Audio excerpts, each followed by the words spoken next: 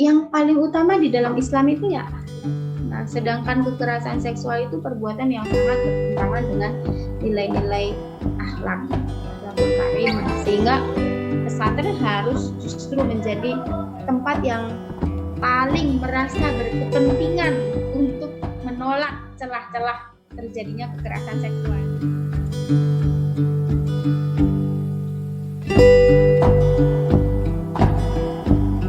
Bismillahirrahmanirrahim. Assalamualaikum warahmatullahi wabarakatuh. Waalaikumsalam warahmatullahi wabarakatuh. Selamat siang nih Mbak Siti Rofiah, menjelang sore. Kawan-kawan sekalian, pemirsa Ibuku Sekolah Lagi, sahabat Ibuku Sekolah Lagi, sudah hadir bersama kita Mbak Siti Rofiah, salah satu pimpinan Pondok Pesantren Tarbiyatul Islam Al-Falah, Kota Salatiga, Jawa Tengah. Beliau juga adalah salah satu dosen dari UIN, Universitas Islam Negeri Wali Songo, Semarang. Selamat siang Mbak Siti Rofiah. Selamat siang Mbak Lena, apa kabar? Terima kasih ya Mbak sudah mau hadir di acara. Sama-sama, saya juga terima kasih sudah bisa bersilaturahim di Ibuku Sekolah Lagi. Terima kasih. Mbak Siti Rofiah, hari ini kita akan ngobrol-ngobrol nih terkait dengan upaya pencegahan tindak kekerasan seksual di pesantren atau di pondok pesantren.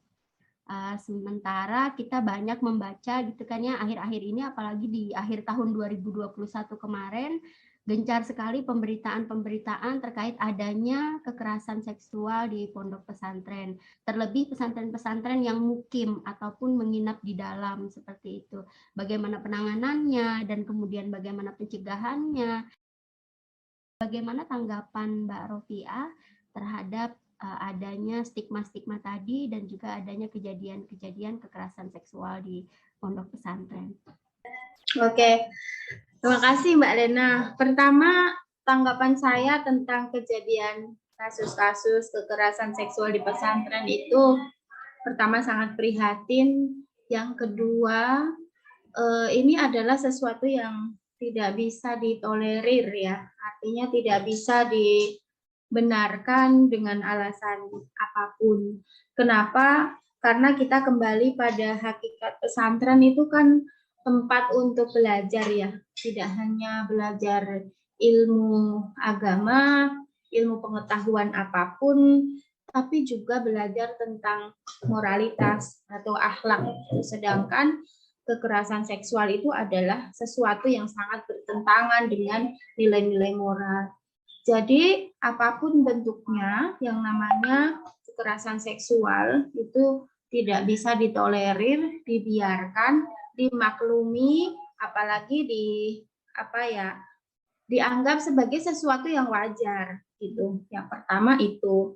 Yang kedua, kita juga perlu untuk dengan penuh kesadaran, tidak perlu untuk denial juga gitu, atau menolak, karena bagaimanapun berdasarkan data yang ada, memang di lembaga pesantren ini walaupun tidak semuanya ya, tetapi faktanya banyak juga terjadi. Misalnya kita mengacu pada data dari Komnas Perempuan tahun 2020. Ternyata lembaga pendidikan berbasis Islam atau pesantren itu ternyata menduduki peringkat kedua gitu ya, di mana dia menjadi tempat terjadinya kekerasan seksual. Ya, ini adalah sebuah fakta yang sangat tidak membanggakan, sangat memprihatinkan, tapi kita juga jangan kemudian denial, karena dengan menolak itu maka kita tidak akan belajar untuk mengevaluasi. Kalau kemarin misalnya yang di Jawa Barat itu, ramai-ramai orang menolak itu pesantren. Mereka bilang, oh itu boarding school, asrama atau apapun gitu. Nah, apapun bentuknya, ya kita harus belajar dari kejadian itu, dan pesantren tidak menutup kemungkinan gitu, itu juga terjadi. Mungkin kalau saat ini itu tidak ada di sekitar kita, tetapi kalau kita tidak belajar dari pengalaman kita tidak melakukan upaya-upaya pencegahan, itu bisa juga terjadi. Nah, oleh karena itu, ya kita penting untuk memahami, untuk kemudian kita melakukan upaya-upaya pencegahan itu. Gitu, Mbak Lena. Saya setuju sekali itu, Mbak, bahwa kita juga tidak boleh denial terhadap hal yang seperti ini. Akan tetapi perlu kita tekankan mungkin Mbak Siti Rofiah ya, bahwa Islam sendiri sangat menolak dan kemudian tidak mentolerir terhadap kekerasan seksual, apalagi pesantren yang menjadi salah satu basis di dalam pendidikan dan pengajaran di dunia Islam seperti itu ya. Jadi pesantren sendiri saya yakin seluruh pesantren pada dasarnya itu menolak, sangat menolak dan kemudian melawan terhadap kekerasan seksual ini. Akan tetapi sebagaimana yang Mbak Siti Rofiah sebutkan tadi, bahwa dengan kita menerima ada hal yang seperti ini, bahwa kita tidak menolak bahwa memang ada kejadian-kejadian seperti ini yang mungkin dilakukan. Ini kata-kata yang sangat saya tidak suka sebenarnya, oknum seperti itu ya. Kita memahami bahwa ada sesuatu yang harus diperbaiki, maka kita akan bisa menemukan cara terbaik untuk melakukan pencegahan terhadap kekerasan seksual ini terjadi di dunia pendidikan, khususnya di pesantren. Nah, menurut Mbak Siti Rofiah, kira-kira upaya pencegahan seperti apa nih yang bisa dilakukan? Oke, ada beberapa hal yang bisa dilakukan di lingkungan pesantren yang semuanya itu harus didasari dengan pemahaman. Jadi pemahaman itu pertama-tama harus dimiliki oleh keluarga pesantren ya, karena di sini mereka yang memiliki otoritas untuk membuat keputusan, kebijakan gitu ya, dan itu harus diawali dari situ. Kemudian ke pengurus dan lain-lain. Nah, jadi pemahaman tentang apa itu kekerasan seksual, lalu faktor-faktor apa yang menyebabkan terjadinya kekerasan seksual itu, siapa saja yang bisa jadi korban, siapa saja yang bisa jadi pelaku gitu ya. Terus kenapa sih selama ini perempuan yang lebih rentan menjadi korban, atau bahkan dalam banyak kasus juga tidak selalu perempuan, banyak juga santri-santri laki-laki yang kecil gitu ya, itu juga menjadi korban dari kakak-kakaknya gitu ya. Kenapa kekerasan seksual itu sangat berbahaya, lalu bagaimana perspektif Islam dalam melihat ini gitu. Itu penting sekali untuk diketahui terlebih dahulu pertama-tama. Jadi mungkin selama ini orang belum clear dengan kekerasan seksual dan cenderung menormalisasi hal-hal yang sesungguhnya sudah masuk dalam kekerasan gitu. Misalnya catcalling atau joke-joke yang itu sangat bersinggungan dengan nuansa seksual yang mengandung isinya merendahkan gitu ya salah satu pihak gitu. Itu adalah hal-hal mendasar yang harus dipahami dulu. Nah, dengan berbekal pemahaman itu, maka pesantren lalu bisa membuat beberapa program yang itu bisa diperuntukkan bagi santri gitu. Jadi intinya pesantren itu harus mengawali kepedulian terhadap isu kekerasan seksual sebagai sesuatu yang harus dipahami. Itu setelah dipahami baru ini diperluas ke santri bagaimana pemahaman-pemahaman itu bisa diberikan. Nah, pemahaman tentang isu kekerasan seksual ini bisa diberikan di ruang kelas ketika mengaji. Bisa juga dibikin kelas-kelas khusus gitu ya. Kalau di pesantren kami itu ada beberapa lembaga santri, misalnya ada yang namanya kalau di kampus tuh ada UKM ya, unit kegiatan mahasiswa. Nah, di pondok juga ada unit kegiatan santri. Misalnya di tempat kami itu ada unit perpustakaan.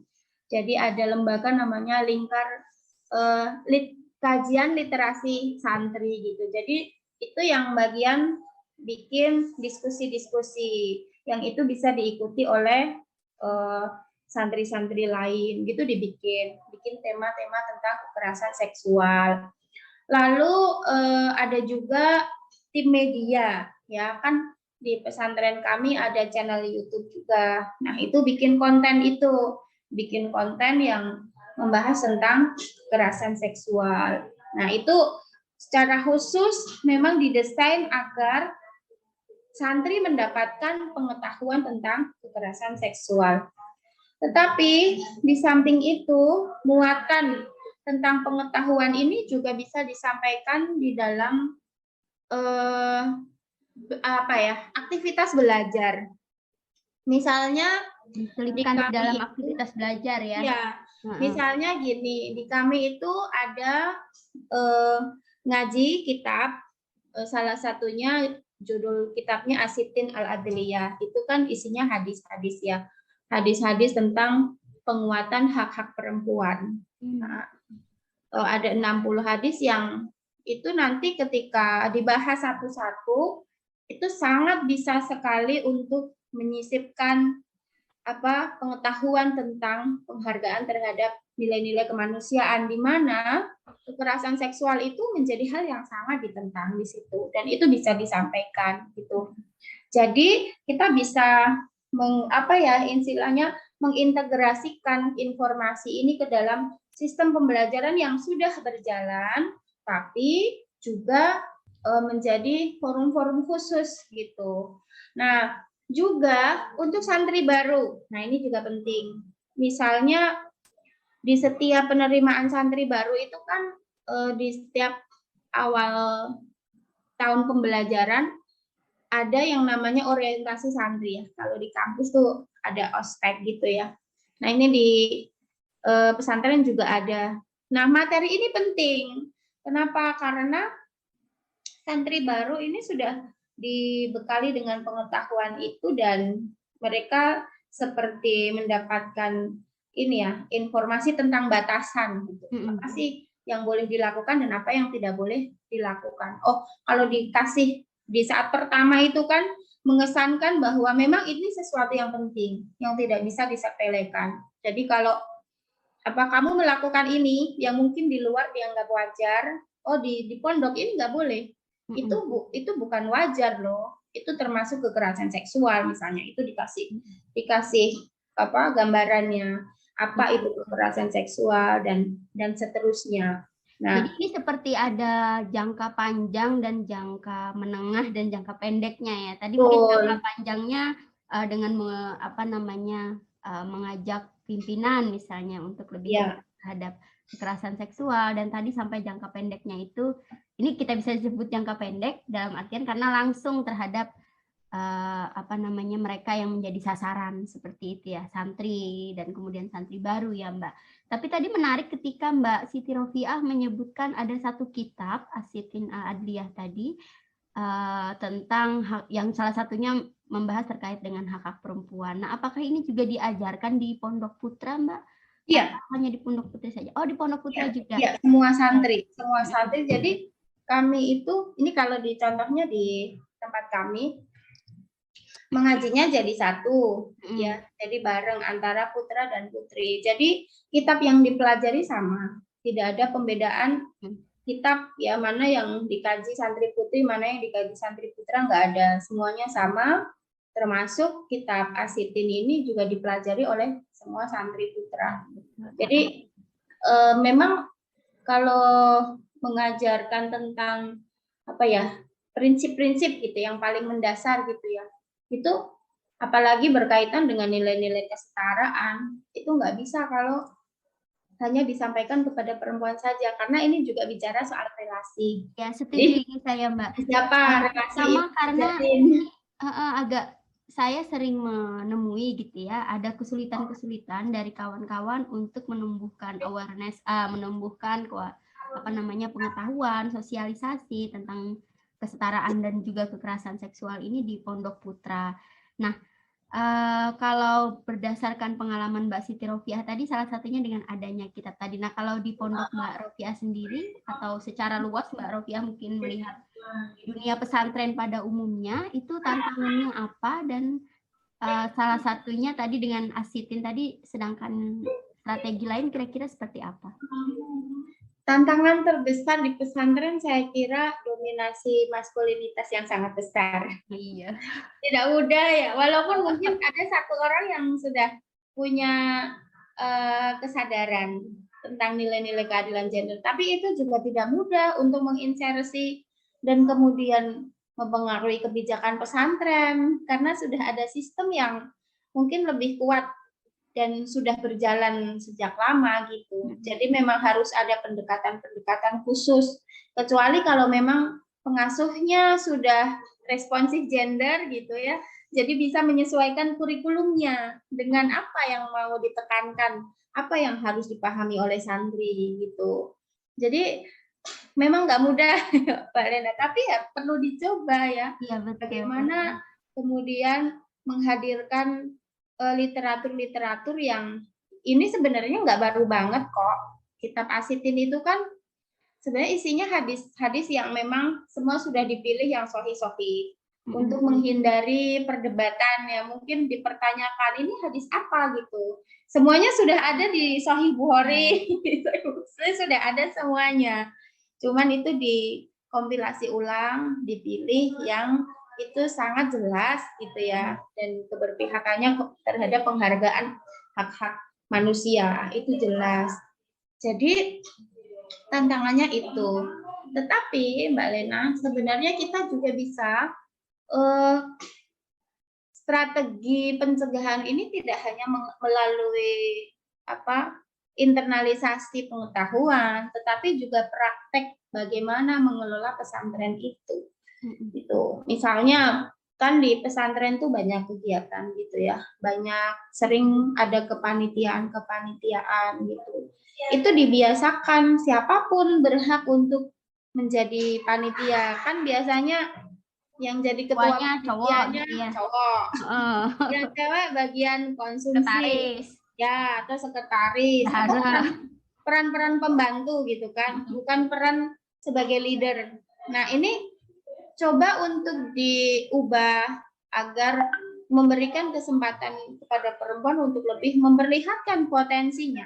Ternyata perempuan tuh kalau dikasih kesempatan, ternyata hasilnya bagus juga loh, nggak kalah sama laki-laki, bahkan juga kadang-kadang lebih bagus gitu. Jadi pembedaan peran yang selama ini ada di pesantren gitu yang sering sekali ada ya, oh nanti tugasnya laki-laki ini ya, itu perlu untuk pelan-pelan diurai gitu. Jadi seluruh santri baik putra maupun putri gitu berhak mendapat kesempatan yang sama, baik itu di dalam pengajaran maupun di dalam peran-peran lain di luar kelas gitu. Dan juga justru perlu didorong juga untuk aktif di organisasi-organisasi yang ada di pesantren gitu. Jadi kalau di tempat saya itu ada namanya Insantri. Insantri itu inspirasi santri, itu maksudnya organisasi yang mengelola media.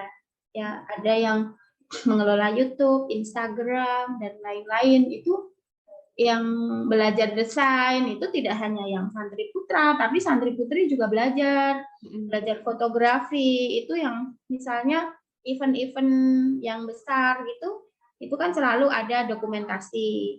Itu tidak selalu yang fotografernya laki-laki, perempuan juga aja perempuan gitu. Iya gitu. Jadi semua santri baik putra maupun putri itu dipastikan dapat peran yang sama, dapat kesempatan yang sama. Mimpin rapat dan lain-lain, itu juga pokoknya tidak adalah pembedaan, itu semua punya kesempatan yang sama. Dan juga soal mungkin kepemimpinan juga ya, karena figur atau sosok dari pengasuh ya itu juga sangat penting ya saya kira. Nah, jadi bagaimana kuat yang kemudian tadi responsif gender seperti itu ya. Ya, yang memandang pada kesetaraan sebagai salah satu hal yang sangat penting gitu kan di dalam relasi antar umat manusia, terutama kita agama Islam di sini. Bagaimanapun penanganan KS ini kan tidak seperti penanganan kasus-kasus kekerasan yang lain, ada prinsip-prinsip yang harus dipahami yang berbeda gitu ya. Kayak prinsip misalnya persetujuan korban, keberpihakan gitu ya, semua dengan berorientasi pada kepentingan korban dan lain-lain. Nah, kalau di pesantren ada satu organisasi khusus, nah itu justru lebih bagus ya, nanti bisa bersinergi dengan lembaga di luar pesantren ya, untuk belajar, untuk ya mungkin ini adalah sesuatu yang tidak umum gitu ya dipelajari di pesantren, tapi sangat penting. Ini terobosan sebenarnya kalau bisa seperti ini ya, karena untuk menumbuhkan semacam, ini lagi-lagi kata yang saya gunakan itu awareness itu tadi, itu juga merupakan tantangan tersendiri untuk di pesantren. Saya pikir juga perlu juga untuk kekerasan seksual ini dijadikan semacam fokus khusus gitu ya di dalam dunia pesantren untuk kemudian bersama-sama kita tanggulangi. Sementara kalau menurut Mbak Rofiah sendiri, ini terakhir nih Mbak Rofiah, terkait dengan kekerasan seksual ini apakah bisa juga kita gabungkan gitu kan, atau kita integrasikan dengan penanaman akidah akhlak terkait dengan hubungan yang setara antar manusia seperti itu, antara laki-laki dan perempuan, terkait dengan seksualitas yang setara tadi, untuk menghindari, salah satunya tentu saja untuk menghindari perzinahan juga yang merupakan fenomena yang mengkhawatirkan untuk zaman sekarang ini. Iya, sangat bisa Mbak, sangat, dan harus gitu. Artinya penyampaian tentang nilai-nilai akhlak, nilai-nilai budi pekerti gitu yang selama ini disampaikan kepada santri itu memang harusnya diperdalam dan juga diperluas untuk sampai ke arah sana gitu. Jadi sikap santri itu adalah sikap yang harusnya bertakwa ya. Bertakwa itu artinya bertakwa kepada Allah itu ya hanya hubungannya secara vertikal itu ya hanya menjadi hamba Allah gitu. Tidak, kalau dalam istilahnya Bu Nur Rofiah itu kan tidak memperhamba sesama manusia gitu. Jadi jangan membuat hubungan dominasi antara sesama manusia gitu. Itu akhlak yang Islami itu yang seperti itu.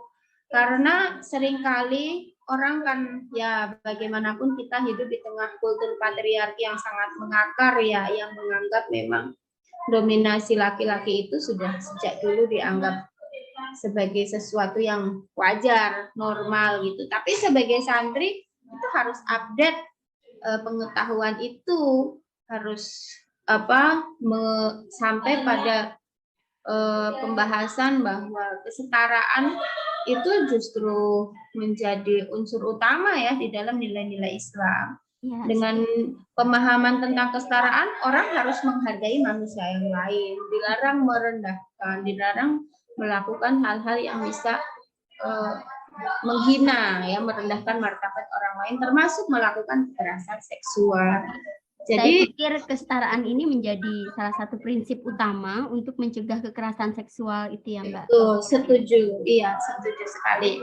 Baik Mbak Rofiah, terima kasih Mbak Rofiah. Sebelum kita tutup, saya dengar satu pesan singkat aja dulu Mbak Rofiah. Baik, terima kasih. Jadi saya kira ini ya, memang pesantren harus bebas dari kekerasan seksual.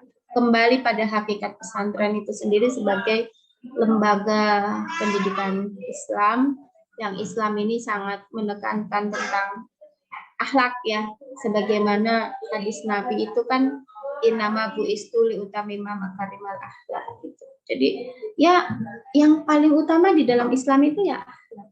Nah, sedangkan kekerasan seksual itu perbuatan yang sangat bertentangan dengan nilai-nilai akhlakul karimah, sehingga pesantren harus justru menjadi tempat yang paling merasa berkepentingan untuk menolak celah-celah terjadinya kekerasan seksual. Jadi harus melakukan upaya-upaya pencegahan dan juga ketika terjadi harus melakukan upaya-upaya penanganan yang baik.